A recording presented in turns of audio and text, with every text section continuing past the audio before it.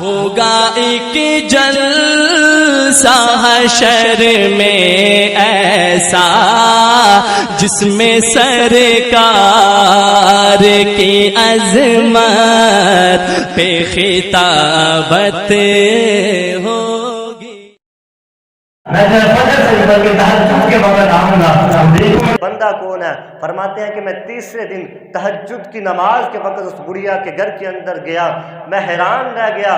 آج بھی وہاں پر صفائی کی ہوئی تھی، آج بھی وہاں پر پانی کا مشکیزہ بھر کر رکھا ہوا تھا، اس کی ضروریات کی چیزیں اس کے پاس رکھی ہوئی تھی۔ میں نے سوچا یہ کون سا شخص ہے، یہ اللہ کا کون سا بندہ ہے جو تہجد سے پہلے بھی اس بڑھیا کی خدمت کر کے چلا جاتا ہے۔ فرماتے ہیں میں نے فیصلہ کر لیا آج رات میں سوؤں گا نہیں، ساری رات یہاں پر چھپ کر دیکھوں گا کہ وہ کون سا اللہ کا بندہ ہے جو اس بڑھیا کی خدمت کر کے چلا جاتا ہے۔ فرماتے ہیں کہ میں اس بڑھیا کے گھر کے پاس چھپ کر بیٹھ جاتا ہوں۔ جب رات ڈل گئی، لوگ سو گئے اپنے بستروں پہ آ کر، فرماتے ہیں ایک شخص آیا جس نے اپنے چہرے کو ڈھانپا ہوا تھا، وہ اس بڑھیا کے گھر کے اندر جاتا ہے، پہلے اس نے پورے گھر کے اندر جھاڑو دیا، پھر وہ اس بڑھیا کا مشکیزہ اٹھاتا ہے، مشکیزہ اٹھانے کے بعد وہ اس کنویں پر جاتا ہے، کنویں سے پانی بھر کر لاتا ہے، گھر کی صفائی کرتا ہے۔ سارا کام کرنے کے بعد جب وہ گھر سے نکلتا ہے تو میں نے اس کو پکڑ لیا اور میں نے کہا اے اللہ کے بندے بتا تو صحیح تو کون ہے، اپنے چہرے سے نقاب کو ہٹا، میں دیکھنا چاہتا ہوں وہ کون سا خوش قسمت انسان ہے جو ایک بڑھیا کی اس رات کے پہر کے اندر چھپ کر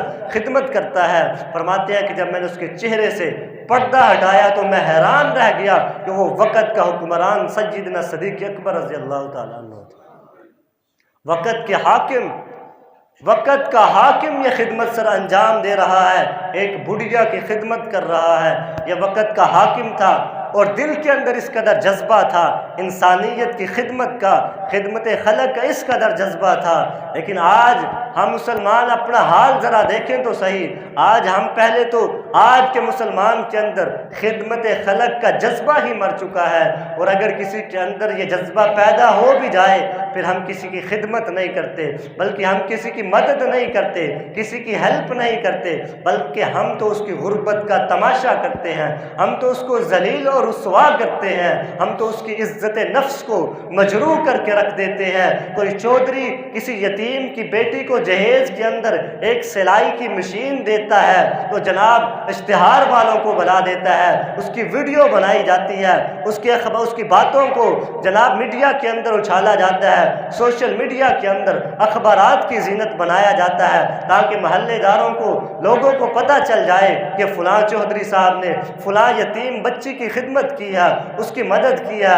ارے ظالم، تو نے اس کی مدد نہیں کی بلکہ تو نے اس کی غربت کا تماشا بنایا ہے، تو نے اس کی مدد نہیں کی ہے بلکہ تو نے اس کو ذلیل اور رسوا کر کے رکھ دیا ہے، تو نے اس کی عزت نفس کو مجروح کر کے رکھ دیا تھا۔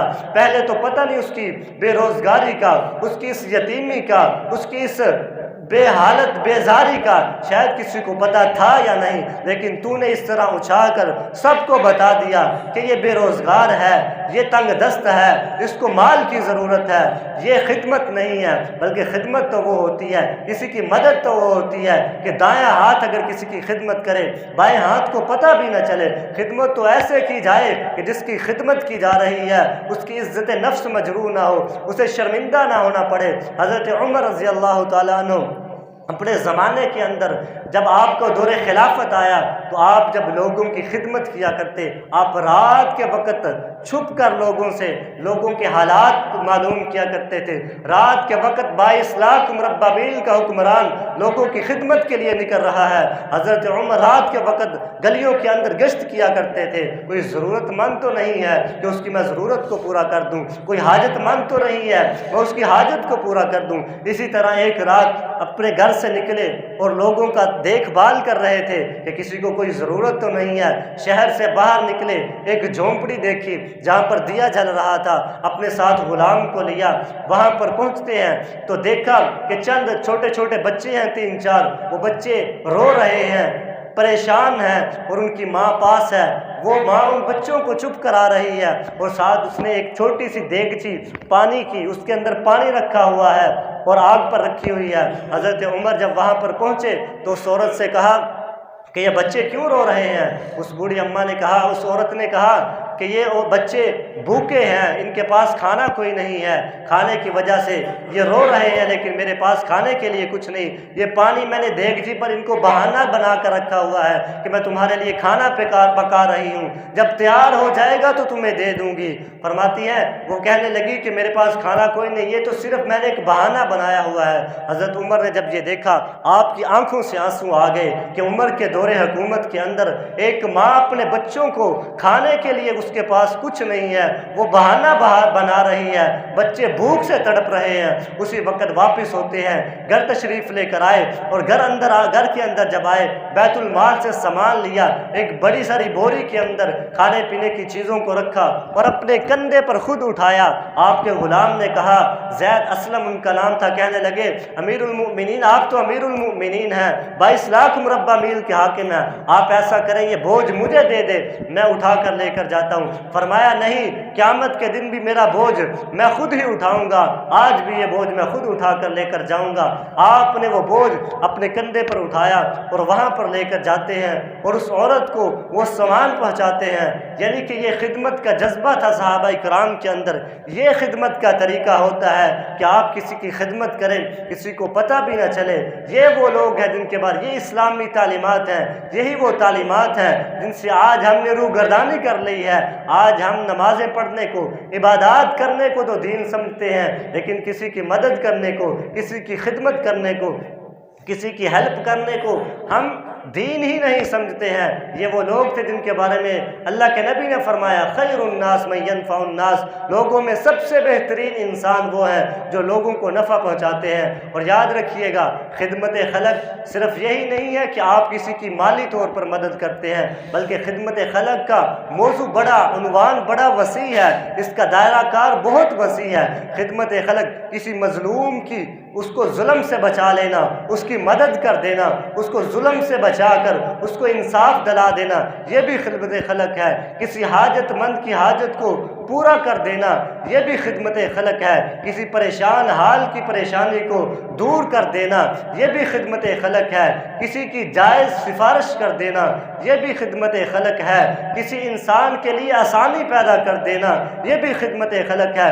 کسی پیدل چلتے مسافر کو اپنی سواری پر بٹھا کر اس کی منزل مقصود تک پہنچا دینا، یہ بھی خدمت خلق ہے۔ کسی بھوکے کو کھانا کھلا دینا، یہ بھی خدمت خلق ہے۔ کسی پیاسے کو پانی کا ایک گھونٹ پلا دینا، یہ بھی خدمت خلق ہے۔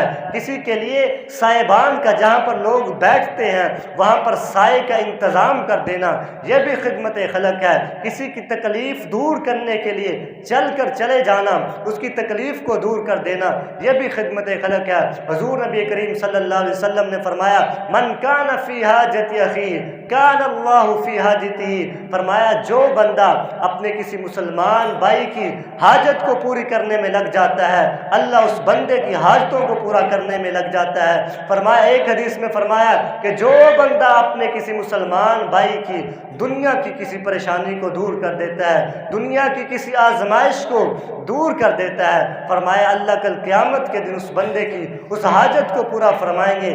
قیامت کے دن اللہ اس بندے کی سختیوں کو پورا فرمائیں گے، ختم فرما دیں گے۔ تو میرے بھائیوں، کسی کی خدمت کر لینا، کسی کی کوئی حاجت کو پورا کر دینا، کسی کی کوئی مدد کر دینا، چل کر جانا کسی کی مدد کرنے کے لیے، کسی کے اگر کام آپ کے چل کر جانے سے بن جاتا ہے، اگر آپ چل کر جاتے ہیں تو اس کام کو ہلکا مت سمجھیے، خدا کی قسم یہ بڑا اللہ کی نظر میں کام ہے۔ اللہ کے نبی نے فرمایا، اللہ فرماتے ہیں تم میری مخلوق کے کاموں کے اندر لگ جاؤ، میں اللہ تمہارے کاموں کے اندر لگ جاؤں گا۔ حضرت عبداللہ ابن عباس رضی اللہ تعالیٰ عنہ فرماتے ہیں، حضرت عبداللہ ابن عباس رمضان کا مہینہ ہے، اعتکاف کے اندر بیٹھے ہوئے ہیں، ایک شخص آیا مسجد نبوی کے اندر اور فرمانے لگا، اے عبداللہ ابن عباس میرا ایک کام ہے، اگر تم میرے ساتھ چل کر گئے تو یہ میرا کام ہو جائے گا۔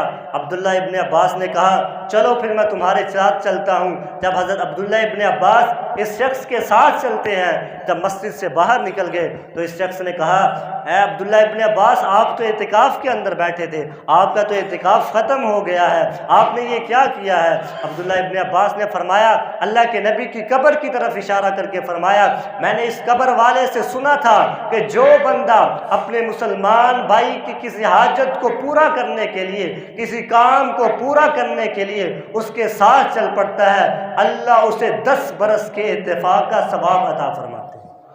یعنی ایک بندے کا کام جو کرنے کے لیے چل پڑتا ہے، اللہ 10 برس کا اعتکاف کرنے کا اس کو ثواب عطا فرماتے ہیں۔ پھر عبداللہ ابن عباس فرماتے ہیں میرے نبی نے ساتھ یہ بھی فرمایا، جو ایک دن کا اعتکاف کرتا ہے اللہ اسے جہنم سے 3 خندقیں دور کر دیتا ہے، اور فرمایا ایک خندق کے اندر جو فاصلہ ہے وہ زمین اور آسمان کے درمیان جتنا فاصلہ ہے، اتنا ایک خندق کے درمیان فاصلہ ہے۔ اور جو بندہ کسی بندے کی خدمت کے لیے نکلتا ہے، کسی کا کام کرنے کے لیے نکلتا ہے، کسی کی حاجت پوری کرنے کے لیے نکلتا ہے، اللہ کے نبی نے فرمایا 10 برس کے اعتکاف کا اس کو ثواب عطا فرمایا جاتا ہے۔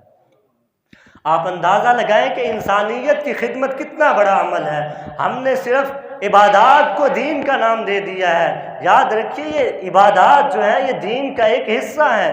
دین کی بنیادی طور پر 5 چیزیں ہیں۔ ایک ایمانیات ہے، دوسری عبادات ہے، تیسری معاشرت ہے، چوتھی اخلاقیات ہے، 5ویں معاملات ہے۔ ان میں صرف ایک جز عبادت کا ہے اور ایک ایمانیات کا ہے، باقی 3 جز کا تعلق جو ہے وہ خدمت خلق کے ساتھ ہے، وہ انسانیت کے ساتھ ہے۔ ہم نے عبادات کو ہی جناب سارا دین سمجھ لیا ہے، بلکہ اس کے علاوہ بھی دین ہے۔ کسی نے کہا نا کہ درد دل کے واسطے پیدا کیا انسان کو، ورنہ عبادت کے لیے کچھ کم نہ تھے فرشتے۔ اگر اللہ نے عبادت ہی کے لیے آپ کو پیدا کیا ہے تو اللہ کے پاس بڑے فرشتے ہیں اس کی عبادت کرنے کے لیے۔ انسانوں کی تعداد سے زیادہ ہیں، اربوں خربوں کی تعداد کے اندر اللہ کے پاس فرشتے موجود ہیں جو ہر وقت اس کی عبادت میں لگے رہتے ہیں۔ ہماری طرح عبادت نہیں کرتے کہ جب دل چاہا تب عبادت کرتے ہیں، بلکہ ہر وقت اللہ کی عبادت کرتے ہیں، اللہ کی نافرمانی نہیں کرتے۔ لا یفعلون ما یؤمرون، جو ان کو حکم دیا، یفعلون ما یؤمرون، جو ان کو حکم دیا جاتا ہے اسی میں لگے رہتے ہیں۔ اگر کسی کو سجدے کا حکم دیا ہے قیامت تک وہ سجدے کے اندر ہے، اگر کسی کو رکوع کا حکم ہے قیامت کی صبح تک وہ رکوع کے اندر ہے، اگر کسی کو قیام کا حکم ہے قیامت کی صبح تک وہ رکوع کے اندر ہے۔ اللہ کو ہماری عبادات نہیں چاہیے، اللہ کو انسان نے انسانیت کے درد کے لیے پیدا کیا ہے۔ اس زمین کے اندر اللہ نے انسان کو اپنا خلیفہ بنا کر بھیجا ہے۔ خلیفہ اس لیے نہیں بنایا کہ میری عبادت کرو۔ خلیفہ کس کو کہتے ہیں؟ نائب کس کو کہتے ہیں؟ نائب اس کو کہتے ہیں جو اپنے مالک کے کام کرتا ہے۔ جس طرح جب سے ہم خلیفہ، اللہ نے انسان کو خلیفہ بنایا، جس طرح اللہ راحم ہے، اللہ اپنی مخلوق پر رحم کرتا ہے، اس انسان کے ذمے ہے کہ یہ اللہ کا نائب ہونے کے ناطے اس کی ذمہ داری ہے کہ یہ دنیا داروں سے، اس دنیا کے اندر موجود مخلوقات سے محبت کرے، کیونکہ اللہ کے نبی نے فرمایا لا یرحم اللہ من لا یرحم الناس، اللہ بھی اس پر رحم نہیں کرتے، لوگوں پر رحم نہیں کرتا۔